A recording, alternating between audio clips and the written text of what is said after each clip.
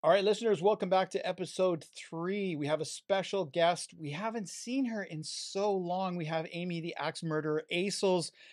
She's been away at Sing Sing for a while on a little bit of a little vacation, a forced vacation after, let's just say, a series of unfortunate incidents. No, that's all made up. I take all of that back. But we do welcome Amy. Welcome, Amy. Welcome. Thank you. I'm so happy to be here. It's so exciting to see you again after so many years. You've been in Vancouver for quite a while. Yeah. And just not that anybody cares, but we're going to tell you anyway. We both, Mike and I, used to teach Amy and her brother at a local school, and so we're very excited to see her back. It's funny reflecting back on that. Actually, I remember you had figured out that I liked horror movies, and I had figured out that you liked horror movies. Yes. So there's that teacher, you can always try to figure out how you can get them off topic by asking them questions. Yeah. So Amy was good at asking me questions about horror movies and knowing that I would then go off topic for half an hour. No idea what you're talking about. I would never. Never, ever. Busted. So we like to just ask our guests, Amy, how we'll get to how you came to this movie, but more generally, how did you come and what movie are we doing? I don't think you said that yet. I haven't said it yet. Okay. Well, because we're going to talk about don't. Okay, sorry, you got to flow. Yeah, okay. I yeah. apologize. So yeah, we haven't talked about the movie yet. How did you come to? Did you just trip upon horror movies? Were you always interested in horror movies? Like, who introduced you? How did you get into horror films? Oh wow. So personally, I've always been interested in things that are like darker, a little bit stranger, a little bit like on the weird side of things. I just find that more interesting than, say, like the status quo. That's why you liked us as teachers. Exactly. Yeah. You know what's going on. Makes sense. And it's the same kind of idea with horror movies. Is I did have some introductions through, like, my uncle showed me, I think it's called 8 Hairy Legs. About like tarantula, like eating people, which is did not help my fear of spiders. No. I watched that when I was like 6 or 7. Nice. So that was kind of like my first introduction. I didn't love that one, but once I turned into a teenager and I started kind of wanting that like risk taking, trying to be a bit of a badass and stuff, I watched my first actual horror movie, which was, I think it's called Chain Letter. And it was, I haven't seen that one. Yeah, me neither. It's older. It's a slasher, and it has made me not like slashers very much. Okay. Because it has to date the most disturbing ending of a horror movie I've seen. Nice. Write that down. Yeah, Chain Letter. Okay. Yeah. To be fair, I'm not a huge slasher fan anyway, so I don't watch that genre very often. I don't watch like torture porn movies either. So like fair. Hostel, that kind of deal, not for me. But I love all of the supernatural stuff. I like anything by Ari Aster. Yeah. A24 is my favorite studio. They're in good company. Yeah, they're really great. Sometimes they fall a little bit too far in like the art movie direction, in my opinion, for like mainstream. But Hereditary. Yeah. Hereditary. Yeah. Absolutely. It's one of the movies that has actually scared me for the first time in a while. Yeah. Which is nice because not a lot of movies are horrific now, in my opinion. Yeah. A lot of them are creepy or unsettling. They're not actually like, oh my God, I'm scared. Oh my gosh, I'm still thinking about this movie. Yeah. So for me, I categorize like a good horror movie by, am I still thinking about this a day or two after the movie? Yeah. Mm-hmm. Yeah, that's kind of how we were just talking about that actually. Last episode. Yeah, the last episode we were talking about movies that stay with you. Mm-hmm. And that's kind of the bar by which I judge, whether something's going to be lasting or whatever. Okay, so let's jump in. Now we will talk about, I'm just going to readjust my mic here. Okay. Now we will talk about this episode's movie, which is the 2022 horror sci-fi thriller by James Wan, M3GAN. Ever since I was little, I dreamed of this perfect toy that would protect a kid from ever feeling lonely or sad. This is M3GAN. Hi, M3GAN. I'm Katie. It's nice to meet you, Katie. Do you want to hang out? Okay. So this was directed by Gerard Johnston, or John Stone. Cast is Allison Williams as Gemma, Violet McGraw as Katie, and Amy Donald as M3GAN. It got 6.4 on IMDb, 93% critic score with a 78% audience score on Rotten Tomatoes. What about Ronnie Chang as David? That guy's amazing. Can't forget David. He's important. Yeah, David's just a side character for me. So, Okay, okay, fair but enough. now you've mentioned, yes, Ronnie Chang as David. So when Gemma suddenly becomes the caretaker of her orphaned 8-year-old niece, Katie, Gemma's unsure and unprepared to be a parent. Under intense pressure at work, Gemma decides to pair her M3GAN, a Model 3 generative android, prototype with Katie in an attempt to resolve both problems, a decision that will have unimaginable consequences. So a great tagline for this film, friendship has evolved. And I was watching in preparation for today's episode a little interview with James Wan and the cast, and he describes him pitching the film as Annabelle meets Terminator, which I think is a great place to hand it over to you, Amy, and say, why did you choose this one? What brought you to this one? Maybe what's brought you back? I think you've watched it more than once, you said, Yes, right? I've watched it twice now. I like to do that with any movie that I want more than like kind of a first experiential look at, because the second time you really get to rewatch, relearn, re-see all the things that you saw before and get a better look. And pick up on new things you may have missed the first time around, for sure. So the reason I chose M3GAN was I was so excited for it to come out. I saw the commercial. Things with dolls I generally get really freaked out about, so I was excited about that. And I really like the Chucky franchise, like Child's Play. I've watched all of those, so I was really looking forward to it. And then I watched it, and I was very disappointed.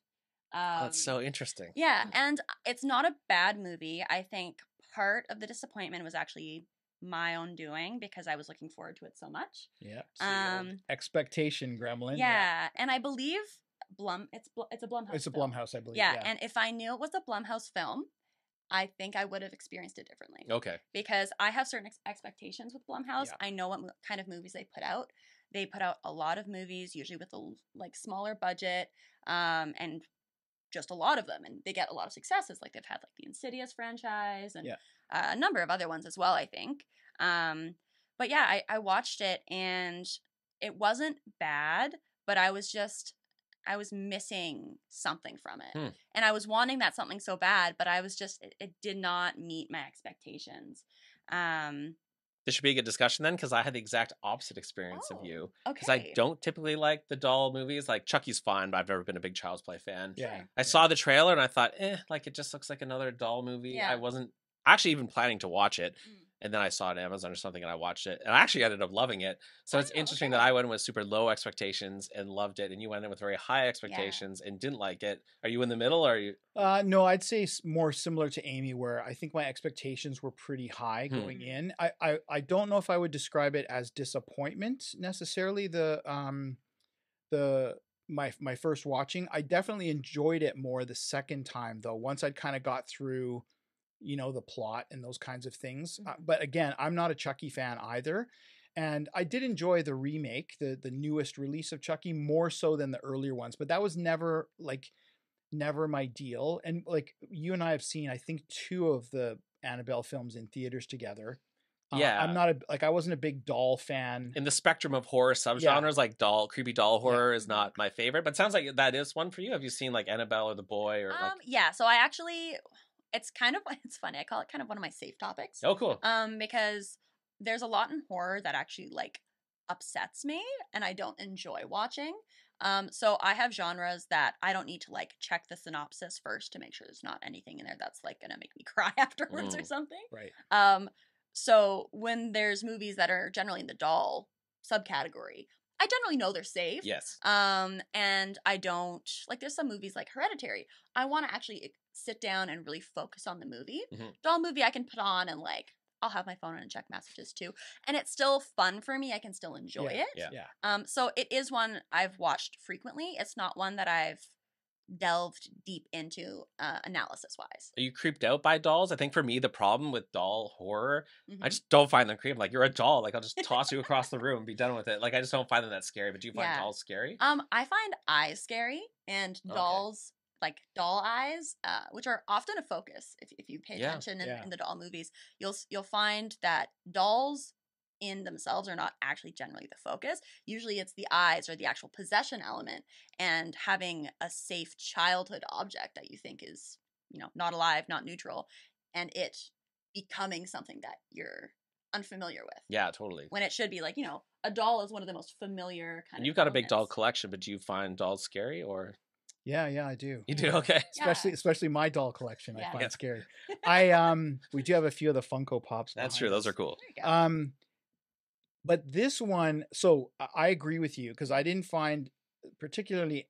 I mean, I don't know. Maybe the possessed doll thing is a little bit more creepy, like Annabelle. Sure. With Chucky, I didn't find it as creepy. With this one, and like we can get into this, but if you just look at what James Wan said, Annabelle meets Terminator, that's what frightened me. In this one, it was that element of it, the android element of it, that frightened me. More so than the doll aspect. Was, along with that android thing comes incredible power and intelligence, and that's really scary. Particularly when you put it in a not developed mind, or less developed mind in a lot of ways, less mature mind. Because I'm curious to get your thoughts on this, because I feel like this is sort of, on the one hand, it's a creepy doll movie, but it's also kind of like an evil kid movie, like The Good Son or Orphan, because unlike a doll, we don't expect that to animate and talk to us, and so it's kind of unnatural when that happens. But in this case, like an AI doll is meant to have a personality sort of and talk to you and be animated. So it's kind of this interesting line between a creepy doll movie and like an evil kid movie. Did you get those vibes at all? Or? I think Orphan's a really great comparison because I got an overwhelming sense of familiarity with this film. Yes. I felt a lot of recurring tropes and things that I recognized. Totally. And in Orphan, I would say like very similar in terms of like the feeling you feel towards the kid. Yeah. Because they start off neutral and they kind of like... Exactly. They start off okay and then they progressively get worse as the film goes on, which is kind of the formula that this one follows. It does, yeah. Yeah. I'm sorry, I'm sort of staring blankly because I thought, I really need to watch Orphan. Because have you not seen Orphan? No, you recommend. I've tried it. I couldn't get it. I just could not get past the opening, maybe 15, 20 minutes. I'm like, this isn't doing it. Yeah, this isn't doing it for me. Yeah, the beginning can be a little, it's not the best, but once you get in there and you get into the family dynamic, it can get, it's interesting. At the least, it's interesting. Did you watch The Good Son with Macaulay Culkin? Yes, I have seen that. Do you like that one? Yeah, it was pretty good. That was, who's the other one? Who's the other kid in that one? It's been a long time since he does a lot of horror films now. I can't believe I can't remember his name. Maury Feldman? No. I didn't say Michael Jackson horror films. I said no. He did Come to Daddy and Mark Wahlberg. No. Samuel L. Jackson. No. I have to cut all of this out. No, it doesn't. It's entertaining. Quality content right here. He's like an adult now? Yeah, obviously. He's done so many of his. He's a huge horror proponent, and he was in Lord of the Rings. Was he? Oh, Elijah Wood. Elijah Wood. Yeah, Elijah Wood's awesome. Oh, is he in Good Son? Isn't he the other kid? He might be. I haven't seen in a long time, but that would make sense. He is. Yeah, Elijah Wood's great. You guys have iPads. Look it up. Yeah, we could. Google it. All right. Anyway, what were we saying? I couldn't get into Orphan. I have seen Good Son. Have you seen Afflicted, by the way? No.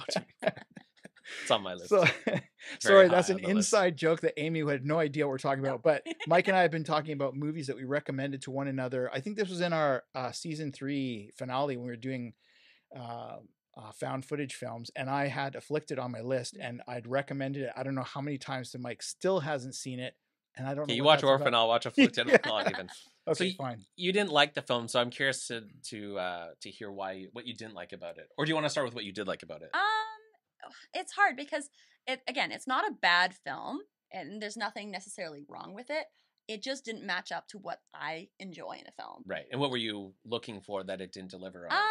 I didn't find it scary, pretty much at all. And when I actually saw like what it was tagged as and like what genres, I think it said actually suspense and thriller.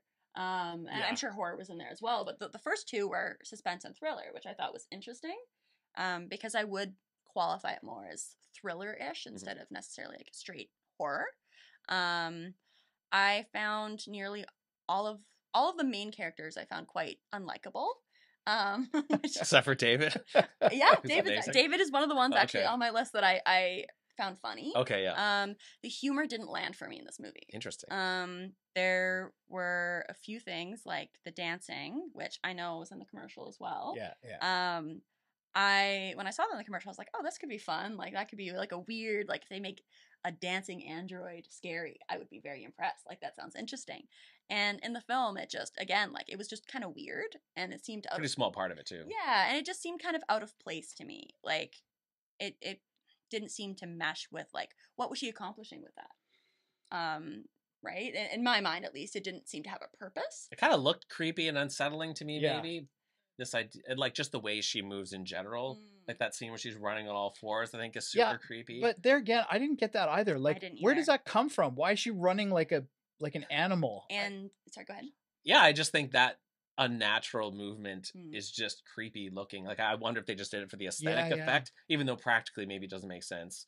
Have you seen that kid on YouTube though? That girl that rides like a horse on all fours? Like that's what it reminded me of. I find her. It's pretty crazy. I find her scarier. Yeah. Than the actual like android doing the gallop. We'll put a link to it in the description. Yeah, there you go. That's interesting though that because I can see what you're saying about maybe they were going for like an exorcist. That unnatural movement is kind of like the spider crawl down the stairs, exactly. right? That's It's just kind of creepy. It doesn't make practical sense to go down the stairs backwards and upside down. Well, no, but she was possessed in the movie. Like, there's no reason for M3GAN to do that when she could have bipedally done what she needed to do instead of going down on all fours. But it looks creepy. It like intimidating, don't you think? No. If a little kid came running at me on all fours that fast, I would be super scared. Fair enough. One thing I'll say though, it wasn't that fast. There's a point later in the film where she crawls, and that actually made me sit back in my seat because she went really fast, and it was scary because at that point she shouldn't have been able to move very fast, and she did, and it was like, oh my gosh. And that's what I was hoping for, and that's what I mean about the disappointment, because there's a lot of setup for great like cinema, and it just didn't for me. Like the sound effects was another thing I noticed. They made like really heavy like stomping and like a very whiny kind of electronic noise as she was running, and they do this throughout the film with the sound effects. It was very heavy and like loud and almost distracting.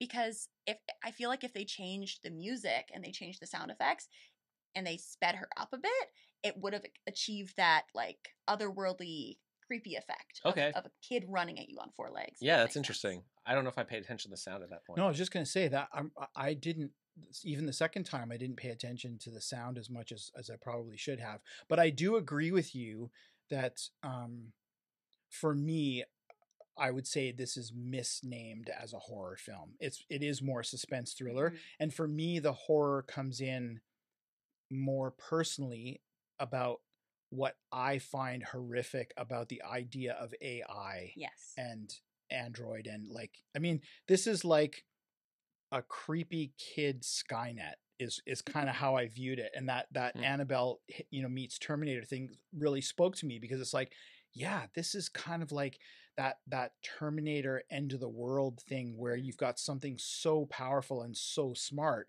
And yet on another level, it's outfoxed by a kid, just like in Terminator 2, where the kid is probably making better decisions in some ways than the actual android is. So yeah, I wouldn't class it. And you wouldn't classify it as horror? No, at all. Well, I think there are horror elements. Yeah, there's we're not in the like the primary mode. Like if you're gonna call Orphan or Good Son or Chucky horror, I feel like I don't know if I would call Good Son horror. I think that's more of a suspense thriller as well. Interesting. And again, depending on where you're coming at it from, there are horror elements. And I definitely can see that there are things in this that would put it in the horror category, particularly in the last third of the film when things kind of go sideways. Yeah, and do you think that's partly because of the PG-13 rating and the gore is dialed down? Probably. Like if they had more graphic kills in this, would that maybe make it into? Is that maybe what keeps it from being a horror in your mind, or is it tonally you don't think it's horror? I think both of those things probably apply. I think if it had an NC-17 or an R rating, and you could dial up those things, that probably would have made a difference. But I think, as Amy's pointed out, there's also places where in the filmmaking, they could have made different choices to make it more of a horror film. So are you guys cynical about a PG-13 rating? In that, do you think they just do that? Oh, they're just trying to get more butts and seats, lower the rating, get more people in to make money? Or do you feel like creatively... Is that cynical to think they're trying to make more money? It's 100% what they're trying to do. Yeah. Even it's a Blumhouse film. Yeah. I would say yes, because if you look at most of their films, I don't think many of them go up to like an R rating. Yeah. Because with their whole model, the more you put out, the more you get back in. One of them will be a hit. And the more you market to younger, middle-aged by like middle-aged teenagers, what I mean in terms of like the rating system. So not like middle-aged people like me? No, I wouldn't. Okay. Because that's one of the main critiques I think I've read online is people wanted more graphic horror elements, and that part was missing. I did find that it lacked that a little bit, but I wasn't like super disappointed. We can discuss some of those in the spoiler section in detail. But. Yeah. I think like one movie that I find this like M3GAN very, very similar to is the Chucky remake, the Child's Play from 2019. That's the one where he is also AI? He's AI, yes. Right. Yeah. So this one came out in 2022? Yeah, this year. Or last year, sorry. And I remember watching M3GAN for the first time, and at this point I'd already watched Child's Play. And I was like, wow, this seems so familiar to me. I wonder if these are just like really overdone tropes. And the first thing that kind of like set me off was the beginning, and I try not to spoil it too much, but it involves snow. And snow is a very repetitive motif of death. And starting off on that foot was kind of, for me, an indication that to watch out for a lot of recurring imagery or recurring things that I may have seen in other places. You must have had a great English teacher. Like they're just things that history and English just really motifs and imagery, and it's all there. It is impressive. All we need is Mr. Erickson here. Yeah, exactly. But yeah, and I just found that with sorry, I totally lost my train of thought. Sorry, I didn't. That's okay. Can you remind me where I was? Images. Chucky. Oh yeah, the motifs and everything. Yeah. I found that there was an unfortunate amount of overlap between Child's Play 2019 and M3GAN, enough to the point where it has kind of sunk M3GAN a little bit lower in my mind, because some of the things are very repetitive. Almost, I don't want to call it a copy because it's not a copy, but there's very minute little differences that are more changed by the tone of the movie and by the fact that one was more successful in my mind than the other. Yeah.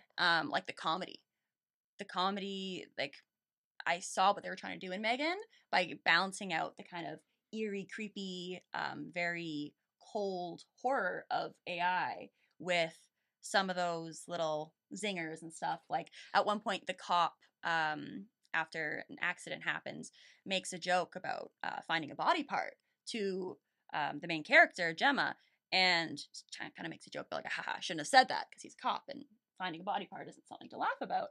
But like that was funny for me, but there weren't a ton of funny moments. We're gonna kick Hasbro right in the dick. That was written down. That was a great line. For me, I think David brings the comedy. Every time that guy talks in this movie, I thought it was hilarious. I agreed with you. I actually have like a list of quotes. The shit tsunami. Really funny.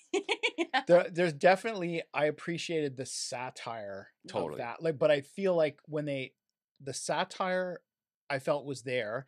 The comedy, the sort of the one-liners often fell flat. Yes. And I think they were more successful for me anyway on that social satire side of But things. the mocking of like toy commercials, Yeah, like totally. you remember as a kid watching toy commercials, and I remember my sisters having dolls that like poop themselves, and it's like, okay, and they kind of really play that up, like, oh yeah, when his butt glows green, he has to take a dump. And I thought that was pretty clever. I liked those kind of digs at the toy industry and how they're marketed to parents and kids. I felt too that was very believable. Like when they were talking about who's going to buy a $10,000 doll, I'm like, all the rich people, because that's who buys this shit, and that's probably who it would have been marketed to. What's he say? Is it more or less than a Tesla? That was really funny.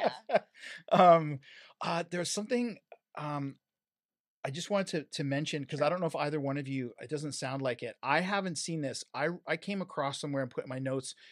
Apparently, there's an unrated version of this that is better. Okay, if than it was, the I'd heard that PG. as well. Yeah, I'd be interested in seeing yeah, me that. too. Because I thought it would hopefully would solve a lot of those issues of bringing it down to a PG. I think I wonder if that's been released or if it's just been. That's what I wonder too. Mhm. Yeah, But yeah, I'd be super interested in watching that. Yeah, for sure. One thing I want to mention before we move on about the commercial, that's kind of like the foot it steps out on, and right, that's how the film opens. Yeah. Chuck, like the Child's Play movie, exact same way. Oh, interesting. It opens with a semi-satirical commercial about a toy company bringing out an AI toy.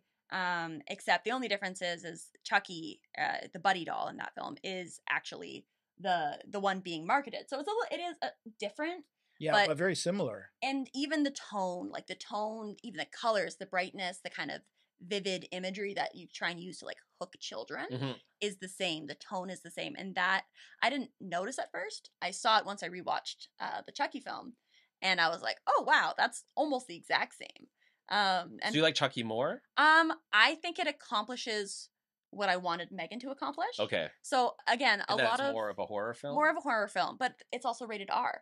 And the kills there's more of them, and they're a lot better. But it's interesting as well because they're structured very similarly. Even who ends up dying is not the same, but again, similar. Is it a Blumhouse film? The Chucky remake? It's not. It's no. not. Okay. Have you seen the Chucky? I have actually. I quite liked that one better than the original. I thought the remake was better than the original Chucky. And how would you compare? I mean, it's been a couple years since I've seen it, but how would you compare M3GAN to that one? Well, I can't compare it either because I only watched it once, and I know I enjoyed it when I watched it because I had, again, interestingly, I had pretty low expectations coming in because I was never a Chucky franchise fan. And so I thought, well, I'd heard some good things about it. And I think is it Mark Hamill that does the voice? Yeah. Yes, so I thought, well, this will be fun. I'll just see it. And it was, I think because they had amped it up to a more adult level of a horror film, that's what I enjoyed more about it. But I don't have enough of a clear recollection to make a good comparison. Sure. So I think I've identified maybe the thing or the difference for you and I. So I feel like M3GAN is maybe a smarter film and it's more on point with its like social commentary and comedy. Because I think some of the themes in it are really on point and like where we're at with AI and what this movie has to say about AI. But you're right. I think I appreciate it more in terms of what it's doing thematically and in terms of the comedy and not because of what it did as a horror film. So I can see that the 2019 Chucky maybe is more successful as a horror film, but maybe this is a more clever film or smarter film in some ways. I don't know if you guys would agree with that assessment.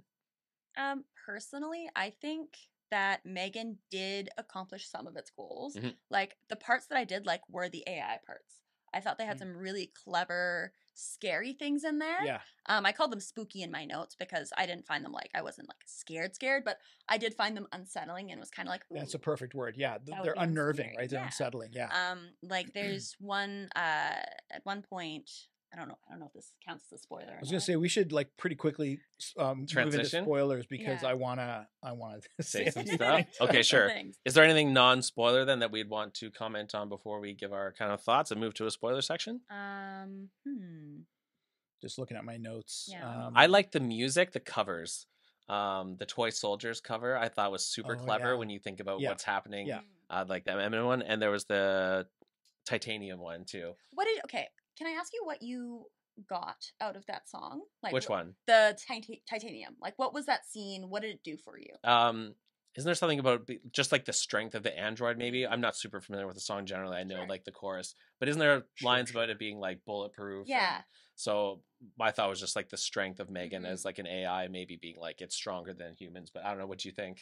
I think it, again, sorry, like I know you somewhat enjoyed the movie. Yeah, no, it's okay. Like, I just found that it fell really flat. Okay. Because like it's a more modern song, and I was hoping there was going to be something a little bit more unsettling about it than just the lyrics connecting to like the toughness of the android, if that makes sense. Yeah. Because like a really good example of spooky music and horror for me is the Tiptoe Through the Window song from I think it's the Insidious films. Which are you familiar with that one? I think if it's the one I'm thinking of. it's a really high voice. It's on a record player. And again, those songs are very, very different and have very different purposes. But for me, that choice for the song in Insidious packed a punch. Right. Whereas Titanium it was a cool song, and it was cool to hear the AI version of that song. But for me, it was kind of like there wasn't an underlying creepiness to it. It was very overt. No, that's why I think the absurdity of it was kind of made me laugh or smile. Like, oh, that's kind of cute that they did this. Yeah. Not that it was thematically horrific or anything, but just this like creepy doll singing this like kind of happy version of Titanium. I just thought was kind of fit with the tone of the film in a kind of fun, cute way. Can I, speaking of songs, one of the things that really irked me was just those Disney moments where she starts singing to Katie, and it made me cringe. Just like, I didn't find anything I like that. That's funny, ironic. There was nothing about that did anything for me like for a film level. It's just like, okay, this is, I get why they were doing it, and like on paper as part of the story, I understand why. I don't feel like it came off for me that because she's trying to show empathy, she's trying to connect with Katie and all the rest of it. But for me, it was just cringeworthy to hear her sing, and just reminded me of the worst things in children's films. Yeah, but I guess I think that's what they were going for, though. Like the irony of like having this horror film and then having these moments that are evocative of like a Disney film. And I got that. It just didn't work for me. Okay. And like her experience, is it Katie? Like Katie's experience with M3GAN is so different than everyone else's experience with M3GAN because M3GAN is meant to be her protector. And she never really turns on M3GAN because her one thing she's supposed to do. So she's horrible to everybody else, but she's always kind of that sense of comfort. So I feel like it kind of achieved that. But that's fair. I mean, if you don't like Disney movies with singing and breaking a musical, then I can see why you would hate that. And I think that may have actually worked more if they amped up the horror element, right? Because if there was more contrast in terms of, it becomes more satirical. Because like if before that M3GAN had just like finished, I don't know, murdering someone in the neighborhood and then strolled back over and start talking to Katie and being like, it's okay, I just got strawberry jam on my face, or like something like that. And as an adult, you'd be like, no. But as a child, you can go, oh, it's a doll. This is not going to hurt me. It's not going to be blood or anything. Yeah.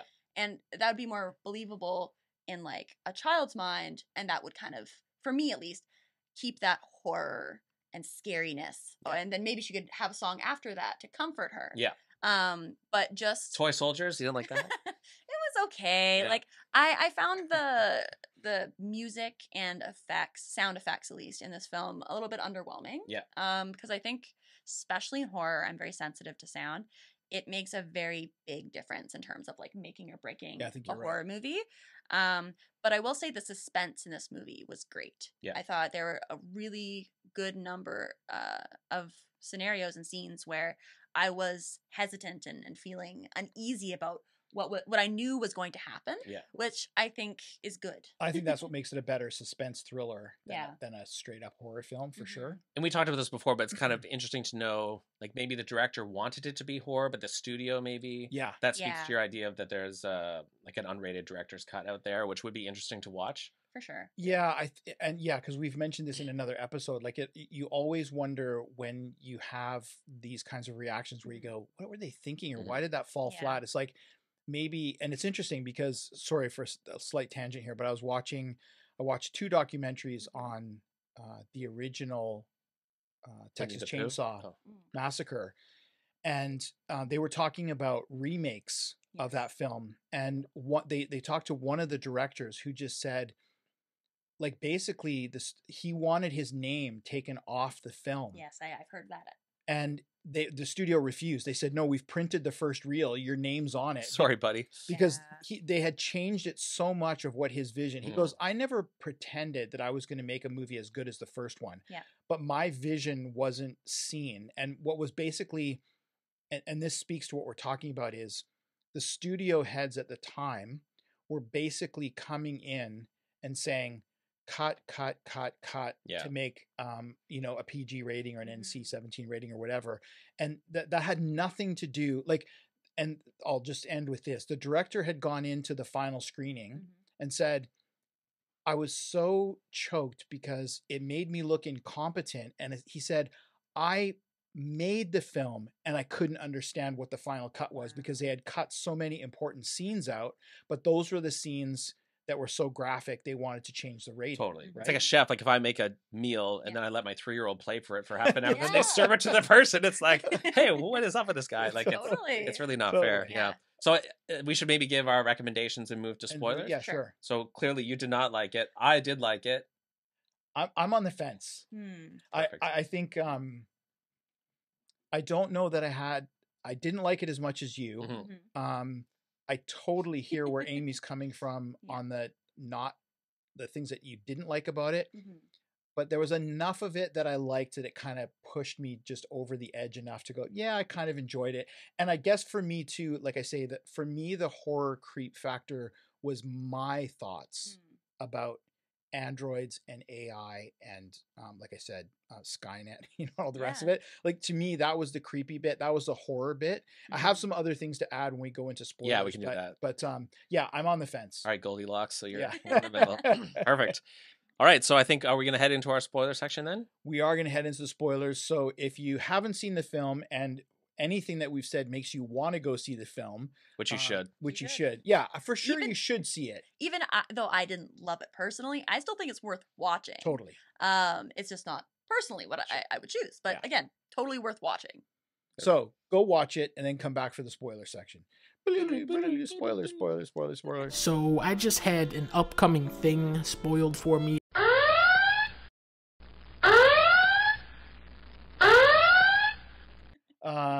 So it sounds like you've been dying to say something. Well, there's a bunch of things I've been dying to say. First of all, First of all, Brandon deserves everything he got. 100%. He's a little prick, and she should have pulled his head from his spine. I thought that ear rip was very satisfying. I enjoyed really watching that. I hated that effect. Because you hate it in that it didn't work for you, or hate it because it I made just you thought it looked really bad. Right. Because his ear was see-through. Yeah, you could tell. And it should have been harsher. Like that's the PG element, yeah. right? There should have been blood shooting on everywhere. Absolutely. Or I agree, because he sucked. He was, as soon as he came on, one of the hardest laughs I got at the film though was when his mom checked on him. And are we allowed to swear? We can do it. We can do an explicit. Yeah. Okay, because he's like, "Fuck you, Holly," and I had to pause the movie. I was laughing so hard. See, I thought that was really good too. And that's an element of the. What was she like? How's it going, sweetie? Or just some nice thing. Like, oh, do you have your coat on? Are you warm enough? Fuck you, Holly. Yeah, and but that satire, that was good. Satire of the hovering mom. Yeah, totally. Because it was an alternative school, right? And then she goes, "Did you catch the irony? They're at a nature school, and she's on her phone." Yeah, totally. Kids these days, yeah. So the other thing was, and this is this is, I don't know, a little bit pie in the sky out there, but did anybody else notice the irony of it's okay for humans to kill an AI, but all of a sudden it's much worse for AI to kill humans? It's I noticed this real ethical disconnect. She wasn't, well, I suppose you could extrapolate. Didn't you just say you threw your iPad in the garbage last week? I don't know. Maybe you could extrapolate to say she was threatening the entire world. But but at least with Terminator, there is a sense that he's threatening sort of the global population. And so it's warranted to take him out of action if you can. Yeah. I'm not so sure it's warranted to kill a doll. Or did they kill it? Well, the ending leaves an empty. Yeah, exactly. M3GAN 2 is coming out 2025. Exactly. Except I think they're going to call it not Siri. What are they going to call it? Alexa. Yeah. Was Elsie, was it? Was that the name of the little Alexa in the movie? Yeah, it had a name. I think you're right. Yeah. That's true. I didn't actually consider. I wasn't bothered ethically by them killing off Totally. M3GAN at the end, but that's a fair point.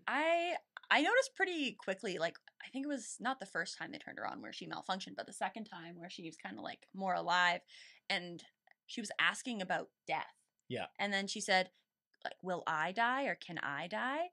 And I was like, you're just gonna not do anything with that? To the characters in Gemma, they didn't really talk about having a creature with sentience. and understanding of life and how it works. And like, I thought it was a good opportunity to explore that. Yeah. But they just kind of ignored it in that moment, at least. Well, and that, like, to me, it seems like nobody who's working on this level of AI has any kind of ethical questions about what they're doing, or in a moment of transition where your AI all of a sudden asks this question about death. Like, nobody clues in. They're supposed to be brilliant people. But that's where we're at right now, right? Like, we've released these AI bots, and you've got people at like Google and Microsoft just plugging away at it, and they're not thinking about the ethics of it. Like, that's where I feel like this movie worked really well, where maybe the 2019 Chucky, like, this movie really encapsulates, I feel like, where we're at with AI, and it really hits on some of like the ethical dilemmas and themes. Like, I thought the timing of this movie was perfect, and actually kind of crazy it came out. Like, they would have started making this a few years ago. Yeah. But ChatGPT coming out this year, like, I feel like this really hits home in terms of what's happening. Like, AI can be such a powerful boon and be like a sense of positivity, like her raising the child, or it could be like an existential threat. Like, did that come across for you at all? Like, did you appreciate the or what you look skeptical?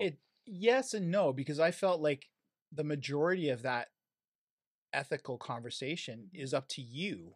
And I'm not saying that's not that's a bad thing, because I think the audience should be.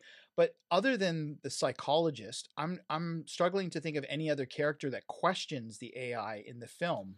No, but I think that's what we're like. That sort of exemplifies the dilemma we're in, is we have these tech people who are just interested in pushing the technology, and they're not thinking about the implications. They're just, I want to make like this super powerful AI being, and other people are like, damn, we need to like really be careful with what we're messing with here. I guess and they because they comment on her a couple times, like, oh, like when they're saying, oh yeah, like she can read Katie bedtime stories, and the one woman's like, oh, do you think that's actually like a good thing? Like, I do feel like they're being purposeful about questioning the ethics. Yeah, her assistant or whatever. Her assistant is like, do you think that's actually good though? Like, don't you want to be spending time with their kid? Yeah, okay. And that one ad, remember, they're like, once you have our AI doll, you can get back to spending more time with things that really matter.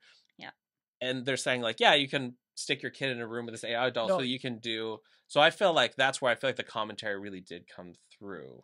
Yeah, okay. That's a fair point. Yeah. And I'd forgotten about Tess, actually, because I was thinking the psychologist was the only one. Yeah. And I guess I wasn't really taking issue with the idea of what you were saying, just that I do think that there are people even inside the tech world that are questioning. Oh, for sure. And so that's what I was thinking, is there wasn't really anybody within the AI sphere in the film, but Tess does. I think she's like the conscience. Yeah, I think so. And the psychologist as well. Yeah. Whereas David's all about like, I just want to like make money and get famous, which is totally some people. And I do think the more engineer tech people are kind of just, oh, like, look what I can do with this thing. Like, but they're not thinking of the implications. Yeah. No, that's a good point. I think one other, like, on the topic of ethics at least, another important thing that I found a lot in this film was the theme of like motherhood. Totally. And what makes a good mother.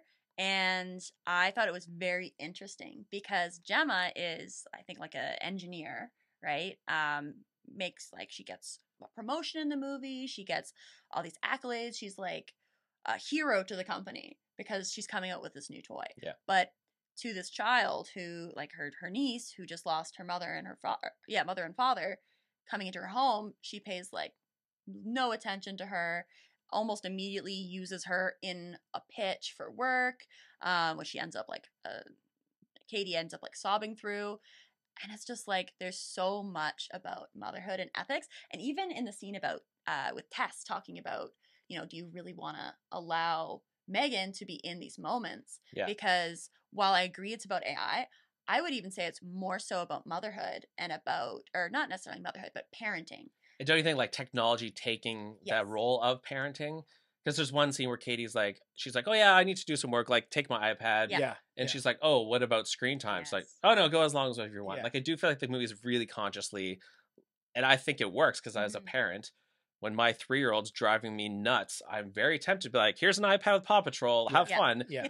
And watching this movie, like, I did feel guilty, and I did make me reflect on like, yeah, like, there's many opportunities, I'm sure, many parents who you can throw technology to a kid all day long to like get relief. But then, as you say, like the ethics of that, like as a parent, did that resonate with you? Yes, it did. But I'm going to stir the pot just a little bit because I think, You? so I wonder Mm-hmm. if there's also, because I'm agreeing with you about the motherhood Sure. theme, but I wonder if there's a bit of a throwback as well to the idea that, well, you can't be a career woman and a good mother at the same time. You have to be this, you know, doting homemaker style mother of the 1950s in order to be considered good.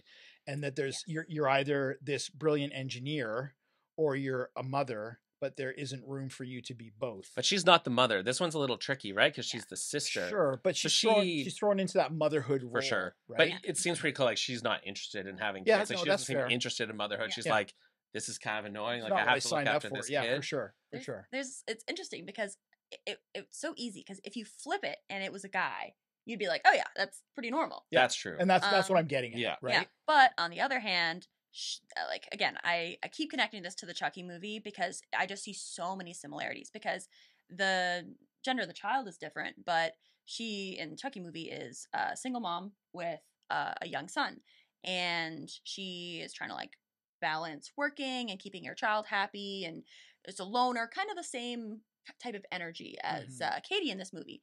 And she's an awesome mom throughout the entire film. Like, she's really caring. She has a boyfriend at one point, does something kind of shitty to the kid, and she tells him off and is doing what you expect a mother to do. And watching that, I was like, wow, okay, this is coming from a single parent home. It's nice to see a representation of, you know, it's not going to be perfect, but you can have a successful, happy child with a single mother. Whereas in this movie, I found, again, part of it was how unlikable Gemma was to me. This affected that, but she just showed very, like, one or two elements of empathy, but otherwise she was just very kind of like uncaring, cold, and there weren't very many familial interactions. Doesn't have to be mother, because mother is a very limiting like name too, because there's tons of fathers or grandparents or family friends who take over that place of a caregiver. But I found in M3GAN, it just, like, it wasn't a good representation of single motherhood. Sorry, go ahead. Oh yeah, no, it's interesting. Like, and again, like that's I think what worked for me, because you could tell from her character that just she's not interested in kids. So they kind of created this scenario where like this person who's totally career focused is then kind of has to deal with this kid, but she doesn't really want to. So I think the difference is that she didn't set out to be a mother, and that's not her goal. Yeah, and she's pretty clear about that. I think she does grow throughout the movie, and she does start to have concerns and like, oh yeah, like she does try to parent a couple times, but she's bad at it. But I feel like they intended it for the dynamic to play out the way that it does. Yeah, absolutely. Yeah. I mean, they deliberately put her in that position, the writers, right? And you're right. And I don't judge Gemma's character for the choices that she makes, because she is in the position she's in because she made those conscious choices. Like, no. And I would say more people need to make those conscious choices about parenthood isn't the be all and end all. Yeah. So if you don't want to have kids, then don't have them. But if you're going to have kids, then make the commitment. Totally. Right. And so I totally get that bit of it. I just thought I don't know, maybe I'm just being a little bit overly sensitive about, I just felt like the gender politics there were a little bit suspect, but I do, I mean, I liked the finale. I quite liked, because that's where it turned dark for me. Yeah. And although I wished it had gone to the next level, I really liked what they did with M3GAN at the end. So once she actually, like, her dance and chasing David with the knife, or in the house, or just that whole final act. That whole final act, like from where she escapes. Yeah. And just totally slaughters David and the other skanky guy in the elevator. Brett? Yeah, I think so. Quit pornhubbing in the office. Another good line by David. Yeah. And then, but I mean, there were elements that were funny to me, like the fact that she jumps into a sports car Yeah. to go to the house. I mean, those kinds of things weren't lost on me totally, but occasionally they fell flat. But I like the darkness of the end. And I can't remember the exact line, but basically, you know, when M3GAN takes Gemma by the throat or whatever, it's like, I'm tired of, I don't know if she says fucking around, I don't but think so, yeah. I think she says, I'm tired of messing around. Like, here's kind of your choice. Yeah. Like, and I found that creepy voice too, that kind of AI. Yeah. Like, I think that's really effective. Like, I found that pretty creepy. And what does she say about, because Gemma's counter is that, well, what do you think's going to happen to you when I die? And then she talks about, is it palliative? Paralyzing. Oh, yeah. She is, that actually I remember. That was one part of the film where that was the first time I was scared of M3GAN. Oh, interesting. Yeah. And seeing that, I'm like, that's legitimately scary because she's using her essentially infinite knowledge because she's connected to all the devices and all of the internet to essentially manipulate the world around her to get what she wants. And because she talks about paralyzing her entire body, I think it was, or from like the neck down, or and biting her tongue off herself, which to me is like losing control of your body is horrifying. But that was something very creepy. that is interesting is if you flip it around, M3GAN essentially doesn't really have complete control over her own body if you're thinking of her as like a sentient being. So like she gets disabled by Gemma at one point by like bringing the pen. And it's interesting because that same pen or a similar pen is what she threatens Gemma with to take away her ability to essentially be a person and make decisions for herself, which is the opposite of the position that M3GAN's in. So I think there's a lot of that kind of duality in this film, like the gender politics. You can look at it from both sides and see things of value. Does it ring true for you? Something that just came into my head was because there are those moments that are so good, but then because it's PG and that you feel like they're kind of pulling back all the time, there's an inconsistency in the tone, because I think they never know, like they never want to go to that nth degree, because somewhere somebody along the line goes, that's going to break our PG rating. And you feel like, and I think you mentioned this right, like off the bat, if it had gone where you hoped it had gone, it could have been a much better film. But because it was, it was hamstrung by its own rating, it couldn't do what you think it was capable of doing as a film. Yeah, I guess I just felt like if the idea is like to get across this threat of AI, that we create something smarter than ourselves. And you kind of see, like, as the movie goes on, she's a harder time controlling M3GAN, and then she's able to overwrite her own protocols, and she's able to do these things that she's not be able to do. And that's kind of what the real life issue is with AI, is like, we think we can create to control it, but once it's smarter than us and has access to all this other technology that can control, like, to me, it was effective on that level. Like, it made me feel like AI is scary. For sure. I think in a realistic way. Yeah, I think it succeeds on that level. And because it wasn't a slasher, I guess I wasn't needing like buckets of gore and over the like she's threatening enough, the way she kills the guy in the elevator. Rips off Buddy's ear or kills off the neighbor. I didn't necessarily need a ton of I guess over the top kills to make it scary. I thought there were some good choices. Like the weapons she ended up using were really innovative. And where can I get that power washer? That was like with the poison too, and like. But I found the murder of the neighbor was honestly, I thought it was a little mean spirited.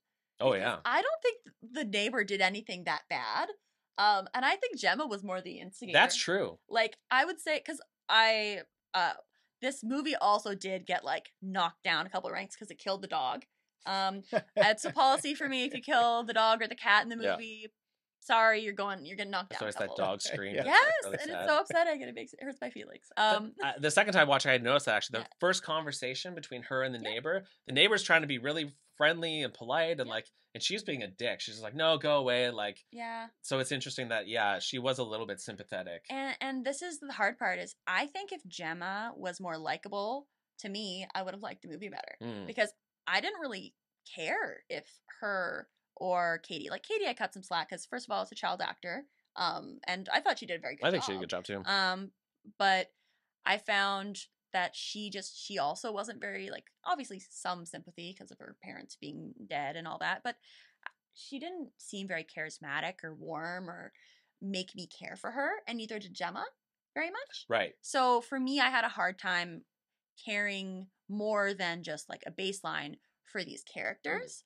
So when they're getting in these situations and being rude, like I know Gemma just lost her sibling and her brother-in-law, but the neighbor doesn't know that. The neighbor's being very nice and trying to work with her, and Gemma's just being rude and nasty, and it kind of just made me dislike her off the bat a little bit. Do you like Allison Williams though? I think because she was in Get Out and The Perfection and everything. Like I really think she liked does her. a good job pulling off that kind of like cold career base, but Yeah. also kind of caring. I think she did a good job actually in that role, even though her character's not super Yeah. likable. Are you guys also forgetting that the dog like runs out of their yard and scares the crap out of Katie by jumping? Like that would piss me off as a neighbor too. And I wouldn't be I don't care how nice the neighbor is, control your damn dog.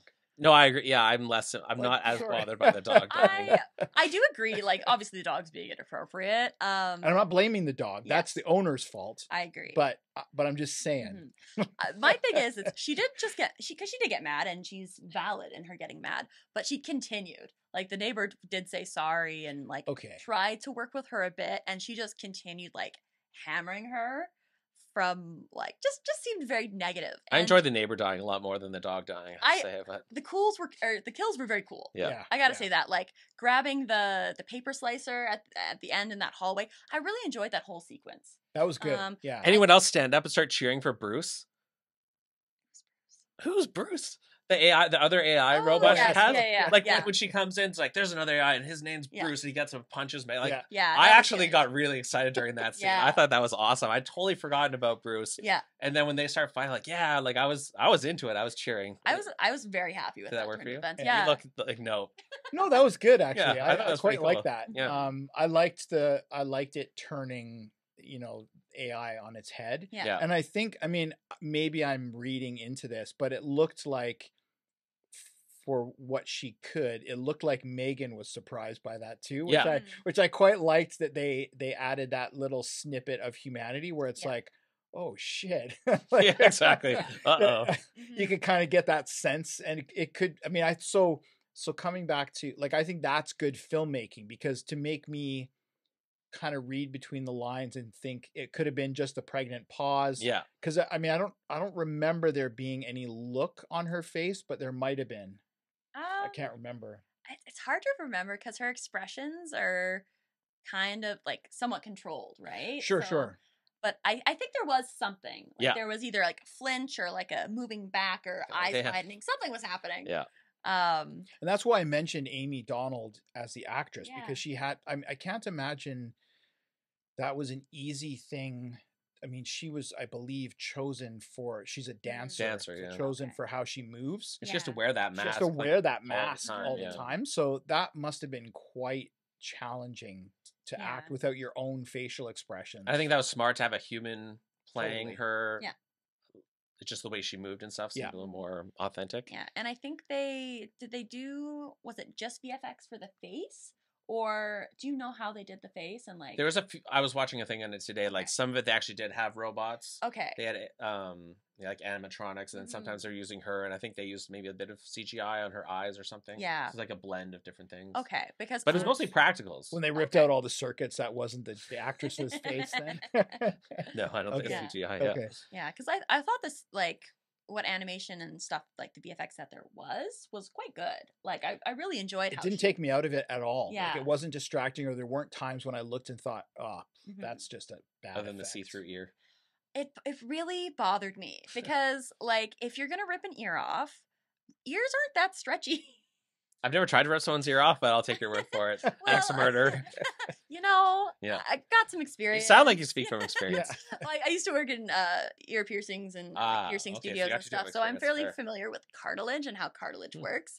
And cartilage is more likely to break, shatter, or like tear than it is to stretch because it doesn't have that stretchiness. So maybe that like element of my knowledge kind of took me out of it. Yeah, perfect. But I also thought that I just think in general, if they just pushed to like a couple % more, it would have worked a lot better. So an unrated director's cut that was more extreme or more intense could maybe make it better for you? Yeah, because it's not all about gore. It's just if they just made things more satirical or more dreary, like depending on what it is. Like The Bully I thought that was good because they had some fun things. They had some like a little bit of silliness with like the mother there and the son cursing at her. Now's the part where you run.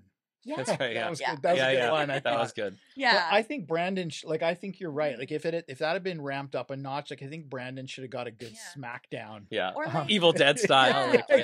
or like knock him down and like you don't. And the cool thing is with horror, you don't have to show the scary part. You let our imagination fill that in. So like get her to push him down and have his head behind a tree in the forest and have her like jump on his head and like go like flat or something. Like there's so like tackle him with a foreleg. Really? You can hear like, bones cracking, but so not things they can do to make it like even with the lower rating to still make it scary. Yeah, that's a good point for sure. And this is again like to talk about the sound effects and whatnot.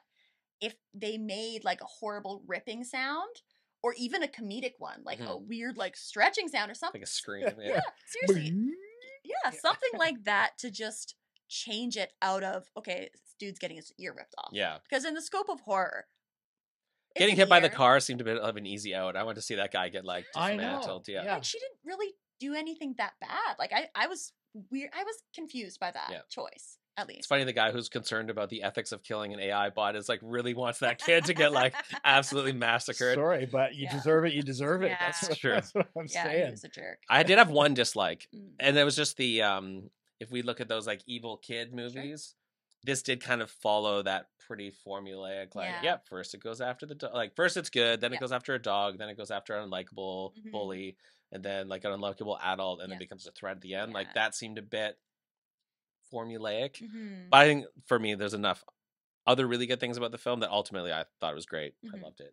What is your favorite part about the film for you? I think for me it is the commentary. I think as a parent, as someone who's kind of interested and concerned about where we're going with AI, I feel like this movie kind of nailed that. And I think because I had low expectations, I expected it just to be horror. So I thought like the comedic elements, some of the more heartwarming elements, it just had a lot more to it than I thought it would. I thought it would just be, here's a creepy evil AI doll that kills things and that's it. But it was quite a well-rounded film, I think, in terms of what it brought to the table, which maybe did detract from the horror.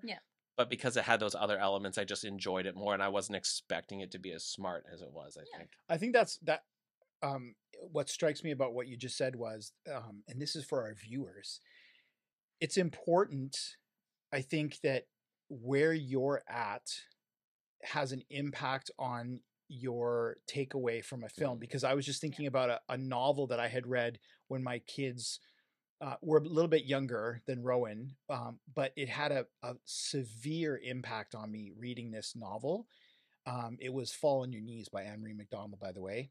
Because there's some really gruesome bits in that novel, but it didn't have the same impact on other people that I know that read it. So I think where you are in your life journey has an impact on what you take away from a film and the impact that the film has on you. And I totally appreciate, having kids in their 20s now. It didn't have that impact on me because I don't have little kids that I'm responsible for raising anymore. I mean, that they're still my responsibility, but they're adults, so it's not the same.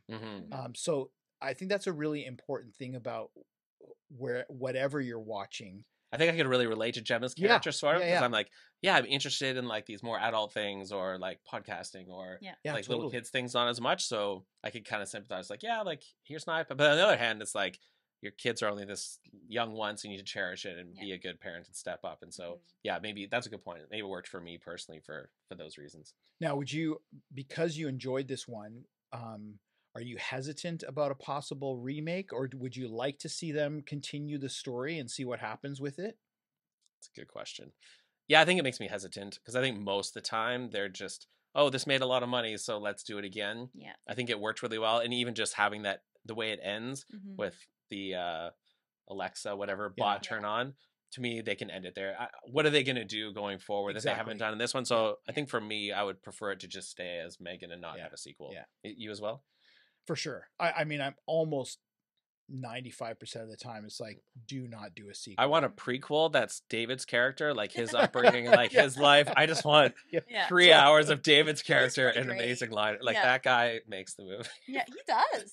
He's so funny. I just love him. Yeah. Well, for me, make it happen, David, the prequel, not Megan, David. David, he encapsulates the satire that I think they're trying to go for, especially of like capitalism and the big corporate world, because like he's just so over the top about being so money hungry and wanting success at any cost, and like such a douchebag with his assistant. A lovable douchebag.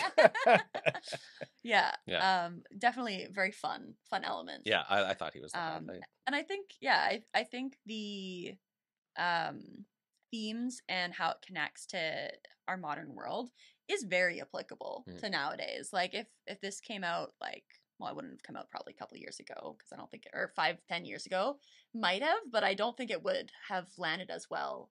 Well, that's why I think this one has an advantage over Chucky, because I think where AI is at now versus where AI was at, it's like, okay, there's an AI bot that does things, but we're knocking at the doorstep of these exact problems as a species, and so I think the timing of this one is just way more I relevant. agree with you there. I think the timing is pretty impeccable for this one, and I'm not. You couldn't have timed that. It's it's just complete serendipity, right? So they lucked out on that one, I think, for sure. Cool. So is that? Are we done? Are we wrapping that up? We can. I think I've said pretty much. Bow on this baby. I think just also it's okay. I feel like every horror film doesn't need to be an R-rated crazy gore. Like I'm okay with the occasional horror movie being PG-13, maybe dialing back that for these other elements, but again, I think you were expecting a certain thing and didn't get that, so I think expectations maybe plays a big role in this one. I think expectation and perspective are some of the biggest reasons why people's opinion, especially on art, because like to me film is art, and it affects how we see things in general. But you have young kids. I am 24. So I'm not far off from being a kid. And technology is very involved in my life. So I thought it was really interesting getting to see in this scenario where a woman is in a powerful, generally male role, and how this whole scenario is going to play out. So I did think the film was interesting. It just, for me, it felt like it lacked maybe commitment or like not follow through, but just I wish it was more focused on certain elements and made those elements pop instead of kind of being more spread out, if that makes sense. Even like the children's story though, like that's such a prototypical parenting activity. And she's like, oh yeah, I'll just bring up a story on YouTube and like here and that's the thing, and I'm sure that actually happens now. Like parents are like, yep, here's a story on YouTube, you watch this and go to bed. And like I think those just the themes really hit home for me there, because I'm like, like we are actually in a place where some of those traditional parenting activities can be fully replaced by technology, and I'm sure some people will leverage that. And for me, I think that's maybe just what really worked. There you go. Cool. So that's a recommend from me. I think you should watch it. I don't think it's going to make it into any record books, but it's worth a watch. Cool. I'd say recommend. I'd say I'd watch it. I think it does things. There's nothing to detract from the film as a film. I think it's a well-made film. It does a lot of things well, but as Amy's already said, like temper your expectations. But I think it's worth a watch for sure. And again, we've talked about this a couple times in the last season or two, but the trailers are the problem. The trailers set expectations that are not always correct. So I think, again, like maybe don't watch the trailer and just go watch the movie. Trailers ruin everything. Well, in the trailer, she was like dancing, and I had this big expectation of it being like kind of wild. Like not necessarily gory, but like weird or out there or just a lot of something. And it didn't have less dancing in movie trailers. Less dancing. Come on now. So just delete everything from your memory banks from the last year or a year and a half before this came out, and then go see it. Go Special thanks to Amy for coming on the show. Amy the Axe Murderer. Amy Axe Murderer Acels. Good to have you on the show. Absolutely. And you'll be the first to get a copy when we release this worldwide. Fantastic. We'll see you in 2 years when we do M3GAN 2 in There 2025. we go. Boom. Have you on for the sequel. Fantastic. Fantastic. Right. Exactly. Well, thanks for listening, and we'll see you in the aisles.